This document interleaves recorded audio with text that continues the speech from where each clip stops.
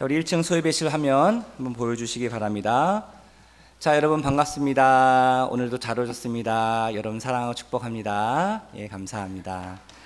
자, 여러분 오늘도 은혜의 자리에 잘 오셨습니다. 오늘도 주의 성령께서 주님의 은혜를 사모하는 우리 모두에게 하늘의 문을 여시고 우리의 심령의 문을 열어주셔서 오늘도 우리에게 말씀하여 주시고 하늘의 위로와 소망을 더하여 주실 줄로 믿습니다. 우리 옆에 있는 분들에게 이렇게 한번 인사하면 좋겠습니다. 하나님이 당신을 사랑하십니다. 한 번 더 이렇게 인사하겠습니다. 하나님이 우리와 함께 하십니다. 우리를 사랑하시는 그 하나님께서 지금도 우리 가운데, 이 예배 가운데 임재하시고 우리의 이 믿음의 고백을 통하여 하나님 홀로 영광 받아 주실 줄로 믿습니다. 오늘은 다시 봄 시리즈 세 번째 시간, 하나님을 힘입고 용기를 내라 라는 제목으로 말씀을 함께 나누도록 하겠습니다. 여러분 성경에 보면요, 성경에는 수많은 인생의 위기들을 경험했던 그 사람들이 다시 하나님을 의지하고 바라보며 순종하며 승리했던 그런 사람들의 이야기로 가득합니다. 그 사람들의 공통점은 무엇이냐면 어떠한 삶의 고난과 핍박과 환난이 오더라도 그 주님을 잊지 않고 그 주님을 바라보며 그 주님과 함께 동행했다는 것이죠.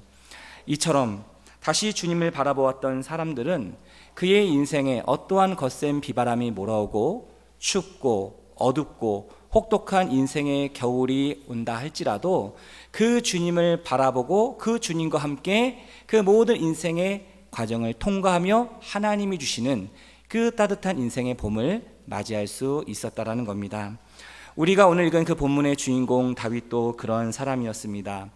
여러분, 다윗은 이스라엘의 나중에 왕이 되고 또 하나님의 마음에 합했던 그런 귀한 믿음의 사람이었지요. 근데 오늘 본문에 등장하는 그 다윗은 아직 정식적으로 이스라엘의 왕에 등극하기 전이었습니다. 사울 왕의 그 계속된 핍박과 그리고 그 집요한 추격을 받아 그 도망자의 신세로 살아야만 했던 그 다윗의 모습을 우리는 보고 있습니다. 하지만 다윗은 그의 인생의 수많은 위기 속에서도 그 모든 어려움들을 잘 극복하고 승리하며 나아가게 되지요. 그렇다면 다윗은 어떻게 그런 인생의 어려움 속에서도 그 모든 것을 극복하고 이겨나가며 승리할 수 있었는가? 그 비결이 무엇인가? 자, 우리가 오늘 그 본문에 보면 그 다윗이 승리할 수 있었던, 그 위기를 극복할 수 있었던 두 가지 중요한 비결을 우리에게 소개하고 있습니다. 자, 그 첫 번째 비결은 무엇인가? 자, 다윗은 하나님을 힘입고 용기를 얻을 수 있었다라는 겁니다. 저를 한번 따라해 주시기 바랍니다. 하나님을 힘입고 용기를 얻었습니다. 자, 오늘 본문 6절 말씀 같이 함께 읽어보도록 하겠습니다. 백성들이 자녀들 때문에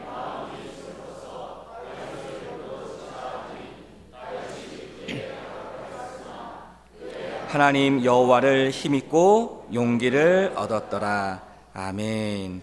여러분, 지금 이 6절의 말씀의 상황이 갑자기 이렇게 나오니까 이게 어떤 상황이지? 약간 좀 어리둥절하실 수 있습니다. 지금 다윗이 뭔지는 모르겠지만 크게 다급한 순간을, 그 인생의 큰 위기를 맞았고, 그런데 그럼에도 불구하고 그 다윗은 하나님을 힘입고 용기를 얻었다라고 성경은 증언하고 있습니다. 우리가 이 말씀을 제대로 이해하려면 자, 앞에 나와 있는 그 본문 내용을 좀 우리가 이해할 필요가 있는데요. 여러분, 사무엘상 27장에 보면 다윗은 그 사울 왕의 집요한 그 추적과 핍박 속에서 중요한 결단을 하게 됩니다. 내가 이제 더 이상 이 이스라엘에서는 안전하게 숨을 수 없겠구나. 그 당시 이 다윗을 추종하고 따랐던 600명의 군사들이 있었습니다. 그런데 600명의 군사들이었으니까 그 군사들의 아내와 자녀들까지 하면 4인 가족이라 해도 6사 24, 한 2,400명, 2,000명이 넘는 그 이스라엘 백성들이 이 다윗을 믿고 따르며 함께 했다라는 것이죠.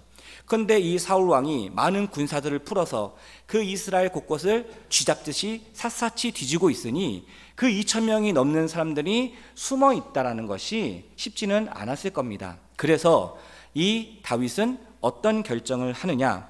그 2,000명이 넘는 이스라엘 백성들을 데리고 골리앗의 고향인 블레셋으로 이동하게 됩니다. 그쪽으로 도망치게 된다라는 것이죠. 근데 다행히 하나님께서 그 블레셋 그 가드 왕 아기스의 마음을 움직이십니다. 그 블레셋 아기스 왕의 마음을 움직이셔서 이 다윗과 이스라엘 백성들이 그 블레셋 지역의 시글락이라는 변방 성읍 작은 마을에 거주해서 정착해서 1년 4개월 동안 살 수 있도록 하나님이 그의 길을 여시게 되지요. 여기서 다윗은 1년 4개월 동안 안전하고 평화롭게 지내게 됩니다. 더 이상의 어려움은 없을 것 같았습니다. 생각해 보십시오. 이스라엘에 있을 때는 매일매일 초조하고 불안합니다. 언제 사울왕이 나를 잡으러 올지, 어떻게 우리를 괴롭힐지, 공격해 올지 모르는 좌불안석의 그런 상황이었지만 블레셋에 온 이상 더 이상 사울이 이곳에 올 수 없었죠. 만약에 사울왕이 군사를 이끌고 블레셋에 오면 어떻게 됩니까? 전쟁이 일어나는 겁니다. 이스라엘과 블레셋이 전쟁이 일어나는 거기 때문에 그 사울이 이 다윗이 블레셋에 갔다라는 그 이야기를 듣고 그를 추격하기를 멈추게 됩니다. 그러니까 이제 다윗은 평화로운 그런 시간을 보내게 되지요. 그런데 이런 다윗의 인생의 삶에 예상치 못했던 큰 위기가 찾아옵니다. 이 블레셋의 가드 왕이 이스라엘과 전쟁을 벌이겠다라고 선언한 겁니다. 그래서 그 수하에 있었던 많은 그 부하들을 다 집결시킵니다. 그러면서 이 다윗에게도 너희 부하들과 함께 이 전투에 참여하라라고 이야기합니다. 이 말은 무엇입니까? 바꿔 말하면 그 블레셋의 아기스 왕이 이 블레셋에 온 이후로부터 이 다윗을 곰곰이 자세히 관찰해 보니까 이 다윗은 나를 믿는 나의 부하다, 충실한 나의 부하다라고 그가 신임했다라는 것이죠. 실제로 이 다윗이 이 블레셋에 거주하면서 그 아기스 왕의 부하인 것처럼 그렇게 속이고 그리고 다윗이 지냈다라는 겁니다. 자, 여러분 생각해 보십시오. 이 다윗이 이제 이스라엘, 자기의 사랑하는 조국, 그 이스라엘 백성들과 그 칼을 서로 겨누어야 되는 그런 안타까운 상황을 마주해야 됩니다. 그의 마음이 얼마나 복잡하고 심란했겠습니까? 지금 이스라엘과 전투를 하자니 나의 사랑하는 조국 백성들이 눈에 밟히고 이 아기스 왕의 명령을 거부하고 여기 전투에 참여하지 않으면 어떻게 될까요? 그 왕이 단번에 알아보겠죠. 아, 이 다윗은 나를 속였구나. 거짓말로 지금까지 그러는 척했구나. 그래서 이 다윗과 그를 따르는 2,000명이 넘는 그 이스라엘 백성들의 생명이 위험할 수도 있는 상황입니다. 진퇴양난에 빠진 겁니다. 이러지도 못하고 저러지도 못하고 다윗은 밤샘 잠을 자지 못하며 고민했을 겁니다. 도대체 어떻게 해야 하는가? 근데 우리가 이 성경을 자세히 보면 이런 상황 속에서도 인생이 꼬여있는 이런 위기 속에서도 다윗은 하나님께 기도하지 않습니다. 하나님께 뜻을 구하지 않습니다. 하나님 어떻게 해야 됩니까? 물어볼 수 있는데 하나님께 묻지 않습니다. 왜 그렇습니까? 1년 4개월 동안 평안한 거예요. 어떠한 문제가 없는 거예요. 그러니까 어떻게 됩니까? 우리도 배 따뜻하고 평안하고 아무런 문제가 없으면 그렇다고 해서 하나님을 믿지 않는 건 아닌데 하나님을 향한 그 마음이, 그 중심이 약해지고 그리고 영적으로 느슨해지고 게을러지고 나태할 수 있다는 겁니다. 지금 다윗이 그런 상황이었다는 거예요. 그런 중요한 선택의 갈림길에서도 하나님께 묻지 않아요. 그리고 혼자 고민합니다. 그리고 어떻게 합니까? 자기를 따르는 부하들과 함께 그 전투를 참여하기 위해서 직결 장소로 나아가게 됩니다. 자, 그런데 여러분 보십시오. 이렇게 답이 없는, 풀 수 없는 인생의 수수께끼와 같은 이 문제 속에 고민하며 어쩔 수 없이 그 자리에 나아갔지만 그런 다윗을 하나님은 보고 계셨습니다. 그리고 그 다윗을 불쌍히 여기시죠. 그리고 그의 인생의 위기 속에서 이 다윗을 건져내시기 위한 하나님의 계획을 하나하나 준비하고 계셨습니다. 자, 사무엘상 29장에 보면 그 이스라엘과 전투를 하기 위해서 블레셋 군사들이 거기 이제 다 모입니다. 근데 블레셋 군대 지휘관들이 이 다윗을 의심하기 시작합니다. 이 다윗은 어떤 사람이었어요? 과거에 어떤 전력이 있었습니까? 블레셋 장수였던 골리앗과 싸웠고 이 블레셋을 무찔러 이겼던 전력이 있었던 사람이었습니다. 그러니까 이 블레셋 군대 지휘관들이 의심을 한 거예요. 그가 지금 우리 편에 있지만 이 다윗이 언제 변심할지 모른다. 언제 우리 등에 칼을 꽂고 우리를 배신할지 모른다. 그래서 이 블레셋 군대 지휘관들이 그 아기스 왕에게 찾아가서 크게 항의합니다. 이 다윗이 이번 전투에 우리와 함께하면 우리는 이 전투에 참여하지 않겠습니다. 여러분 생각해 보십시오. 이제 이스라엘과 전투를 해야 되는데 그 아기스 왕과 오랫동안 함께했던 충신들, 그 장군 중에 장수들이 보이콧을 선언하는 거예요. 저 다윗 함께하면 우리 이 전쟁에 참여하지 않겠습니다. 이렇게 얘기하는 겁니다. 자, 근데 이 아기스 왕이 어떻게 반응을 합니까? 놀라운 반응을 보입니다. 자기의 충신들이 그렇게 다윗을 의심했지만 이 아기스 왕은 아니라는 거예요. 내가 지금까지 보니까 이 다윗은 그럴 사람이 아니라는 겁니다. 오히려 그 다윗을 변호하고 믿어주고 신뢰합니다. 하지만 이 군대 지휘관들도 물러서지 않습니다. 그래서 끝까지 그 아기스 왕에게 거세게 항의하지요. 자, 이 정도면 아기스 왕도 한번 의심해 볼 법한 거 아닙니까? 그래, 다윗 내가 지금까지 보니까 믿을 만한 그런 사람이었는데, 내 부하로 내가 여겼는데, 이렇게 충신들이 이야기를 하니 한 번쯤 의심을 해볼 법도 한데 전혀 그렇지 않아요. 그럼에도 불구하고 이 아기스 왕은 어떻게 합니까? 결국은 이 다윗과 그의 부하들을 집으로 돌려보낼 수밖에 없게 됩니다. 이게 다윗이 한 게 뭐가 있습니까? 여러분, 이 인생의 문제의 위기 속에서 다윗이 한 게 뭐예요? 아무것도 없습니다. 다윗이 한 거는 없습니다. 하지만 다윗은 하나님께 뜻을 구하지도 않았고 하나님을 찾지 않았지만 그 하나님을 잊어버렸을지도 모릅니다. 그럼에도 불구하고 그 하나님은 한번 택했던 그 다윗, 기름 부어 세웠던 그 다윗, 그 하나님을 잊지 않았다라는 거예요.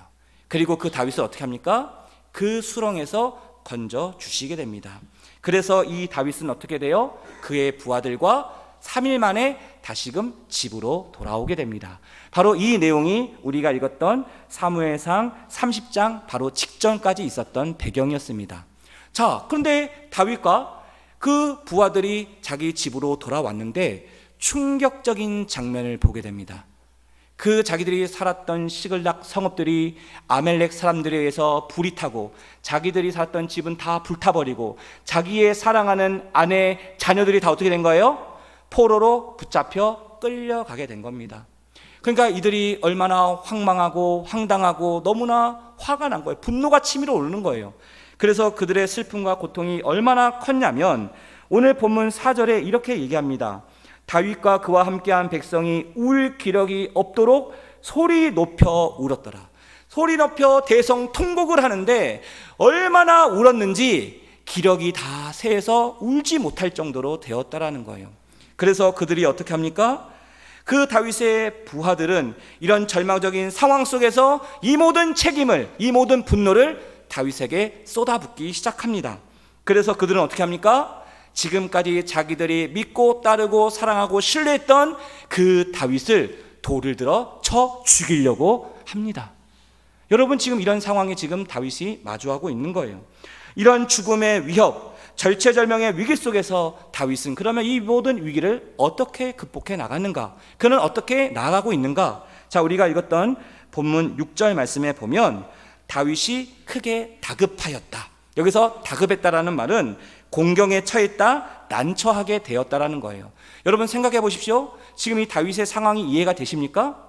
지금 이 다윗이 그동안 믿고 생사고락으로 함께했던 전우며 동료며 가족이었던 이 600명의 자기의 군사들 부하들이 한결같이 이 다윗을 죽이려고 달려들었다는 거예요. 이런 공경과 이런 난처한 상황을 만나게 되었다라는 거예요. 근데 이런 상황 속에서 다윗은 어떻게 하고 있는가? 6절 하반절에 보면 다윗은 크게 다급하였으나, 자, 그 다음이 중요합니다. 그의 하나님 여호와를 힘입고 용기를 얻었더라. 하나님을 힘입어 용기를 얻었다라는 게 무슨 뜻입니까? 하나님을 의지했다라는 거예요. 하나님을 의지했을 때 하나님께서 주시는 용기를 힘입어 그가 나아가게 됐다라는 거예요. 여러분, 지금 다윗을 도와줄 수 있는 사람이 있습니까?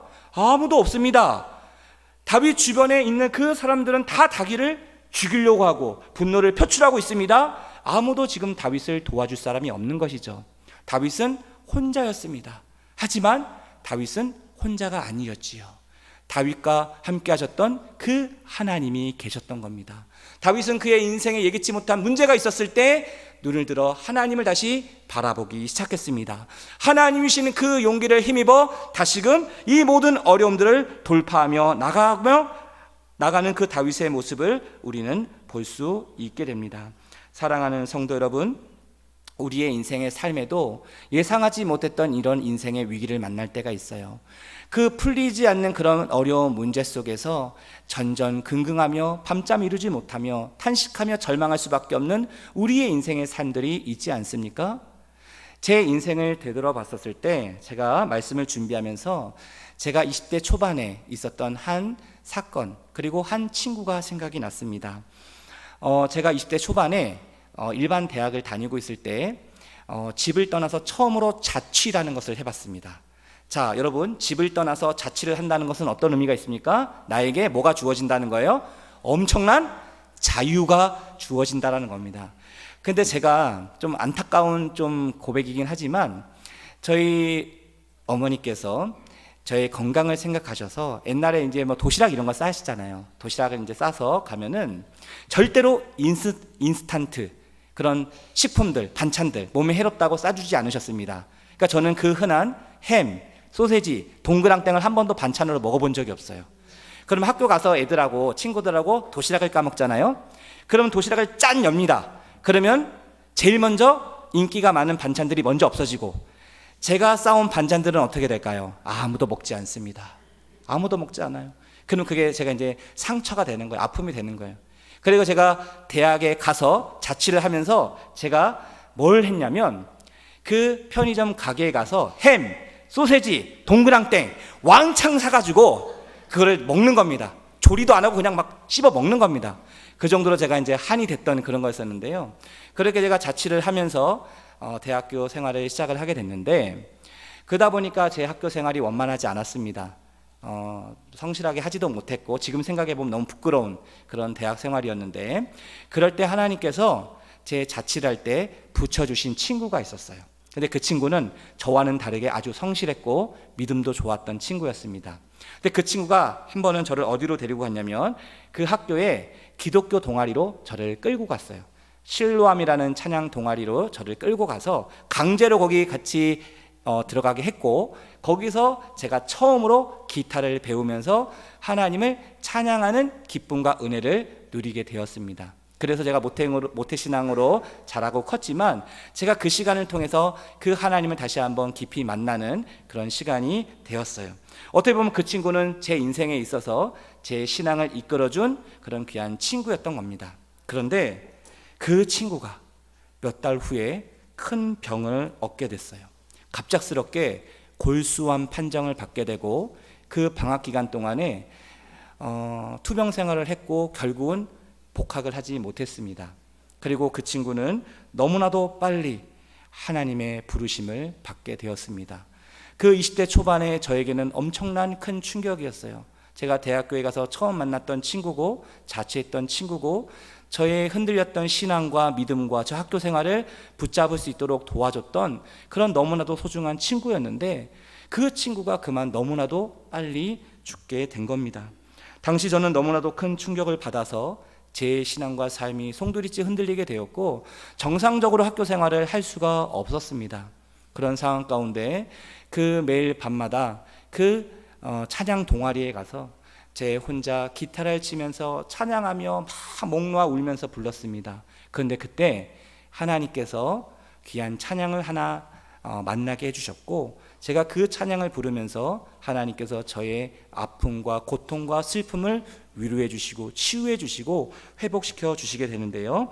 자, 그 찬양은 나의 하나님이란 제목의 찬양입니다. 내가 믿고 고백하고 내가 알고 있었던 그 하나님이 멀리 계신 하나님이 아니라 바로 나의 가까이 계신 나의 하나님이심을 고백하는 그런 찬양이었습니다. 자, 한번 가사를 한번 보여주시기 바랍니다. 자, 여기에 보면 제가 한번 이 찬양을 부를 텐데요. 여기에 보면 나의라는 이 가사가 몇 번 나오는지 여러분 한번 잘 눈여겨 세어 보십시오. 자, 한번 이 찬양은 이런 찬양입니다. 나의 하나님 그 크신 사랑 나의 마음 속엔 언제나 슬픈 눈물 지을 때 나의 힘이 되시는 나의 영원하신 하나님 나의 구원의 반석 나의 생명의 주인 나의 사랑의 노래 실패하여 지칠 때 나의 위로 되시는 나의 하나님을 찬양해 세월이 지나도 변치 않으리 내가 주를 사랑하는 마음 외로운 밤이나 험한 골짜기라도 나의 하나님은 동행하시니 내 영혼 언제나 하나님을 바라며 세상 끝날까지 사랑하리라. 할렐루야. 여러분, 우리 주님께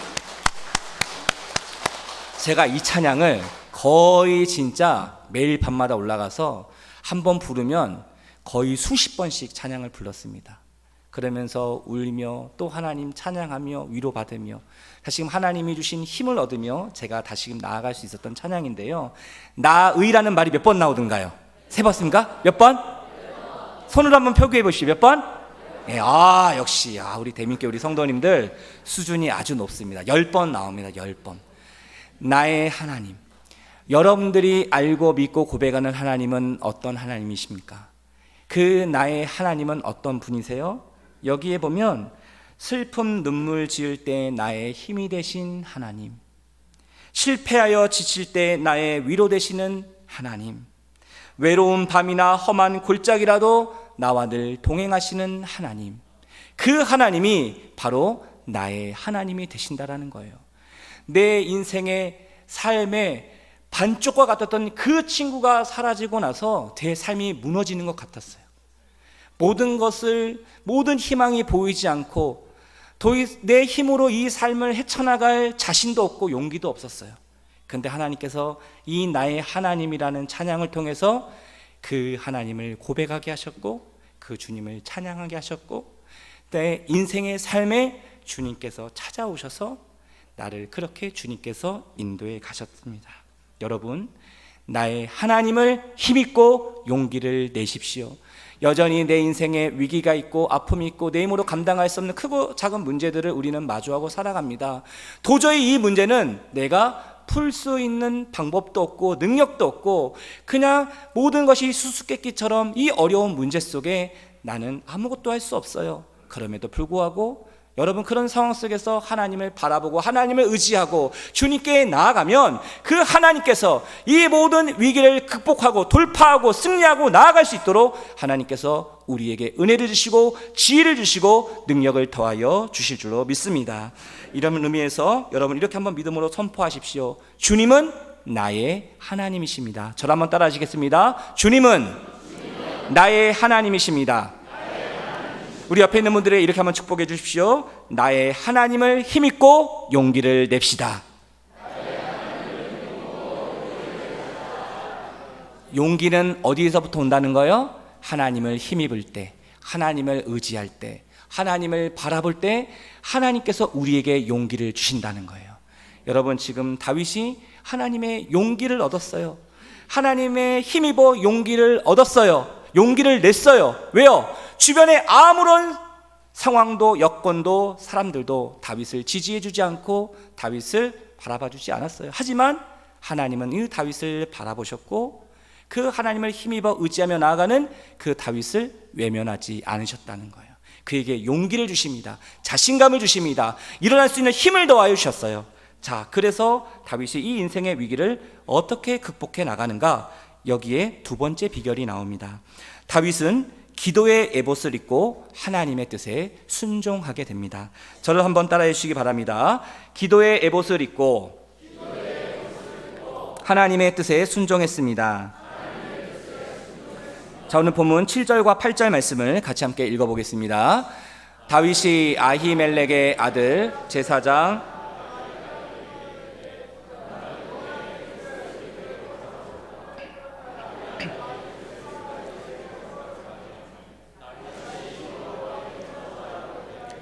내가 이 군대를 추격하면 따라잡겠나이까 하니 여호와께서 그에게 대답하시되 그를 쫓아가라. 내가 반드시 따라잡고 도로 찾으리라. 아멘.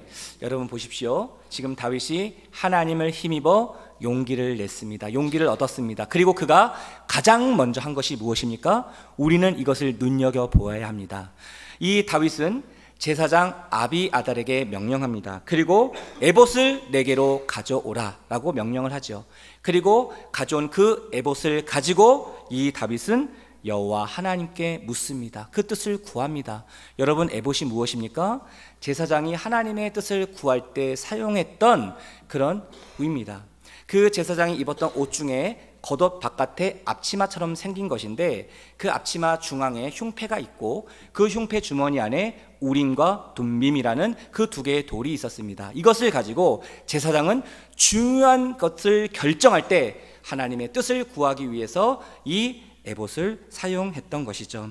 다시 말하면 지금 다윗은 그 하나님을 힘입어 용기를 낸 이후에 가장 먼저 하나님께 뜻을 구하며 나아가게 됩니다. 기도의 에봇을 입고 하나님의 뜻을 구하게 되지요. 자, 그래서 하나님이 이 다윗에게 응답을 해주시는데요. 다윗이 기도의 에봇을 입고 하나님께 이렇게 간구합니다. 하나님, 제가 아말렉 군대를 추격하면 따라잡을 수 있겠습니까? 여러분, 지금 아말렉 군대가 어디 있습니까? 다윗이 이 아말렉 군대가 어디 있는지 어떻게 알 수 있습니까? 알 수가 없죠. 알 수 있는 방법이 아무것도 없죠. 그러니까 지금 이 다윗은 온전히 하나님만을 의지하고 하나님의 뜻을 구하고 하나님께서 그의 모든 것을 인도해 주시기를 절박한 심정으로 간구하고 있는 거예요. 하나님, 내가 지금 어디 있는지 이 아말렉 군대를 만약 쫓아가고 따라가면 그들을 잡을 수 있겠습니까? 이렇게 하나님께 묻습니다. 그러자 하나님이 다윗에게 어떻게 응답해 주십니까? 그들을 쫓아가라. 내가 반드시 따라잡고 다시 찾게 될 것이다.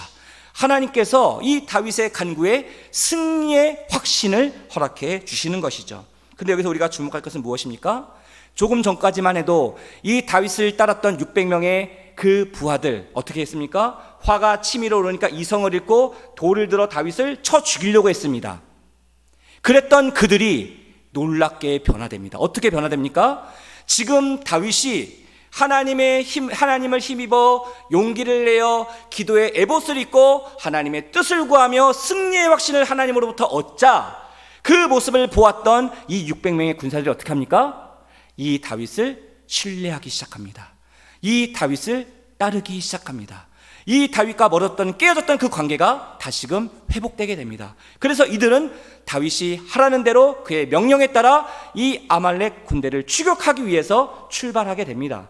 자, 그 내용이 오늘 본문 9절과 10절에 나오는데요. 자, 우리 9절과 10절 말씀 같이 함께 읽어보겠습니다. 이에 다윗과 또 그와 함께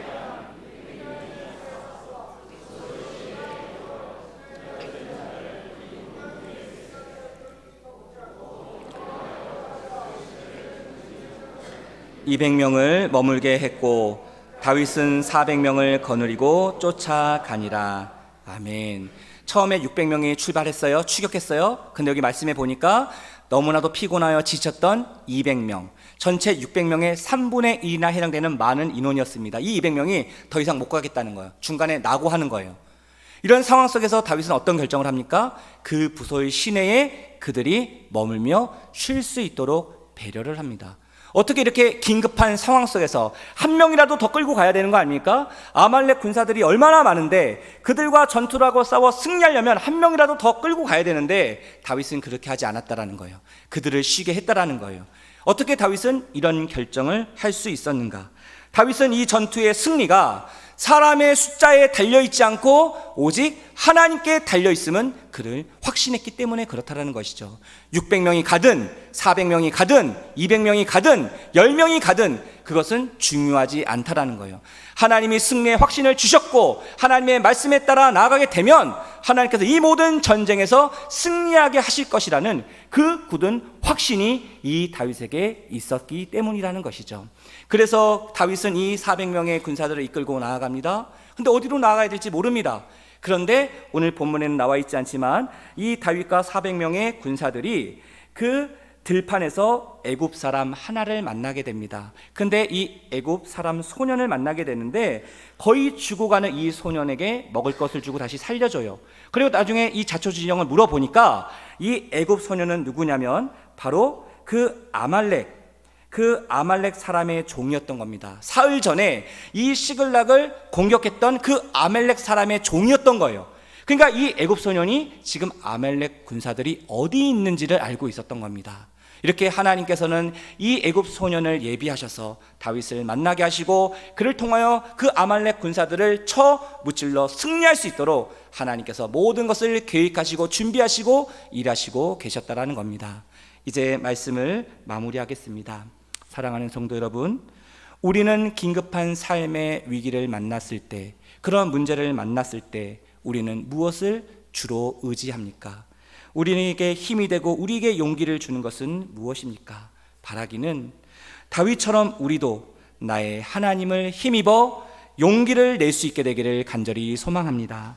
우리의 위기와 고난 속에서 나의 힘이 되신 그 하나님을 다시금 바라볼 수 있기를 간절히 소망합니다. 우리가 하나님을 의지할 때 하나님께서 우리에게 지혜와 용기와 담대함을 더하여 주셔서 이 문제를 바라보고 이 상황을 바라보고 이 사람을 바라보는 것이 아니라 이 모든 상황을 계획하시고 준비하시고 일하시고 역사하시는 그 하나님을 바라보게 하심으로 말미암아 우리의 인생의 위기를 뛰어넘고 돌파하고 모든 것을 합력하여 선을 이루게 하실 줄로 믿습니다. 이 귀한 은혜가 우리의 가정과 일터와 공동체 가운데 임할 수 있게 되기를 주님의 이름으로 축복합니다. 우리 마지막으로 옆에 있는 분들에게 이렇게 한번 축복합시다.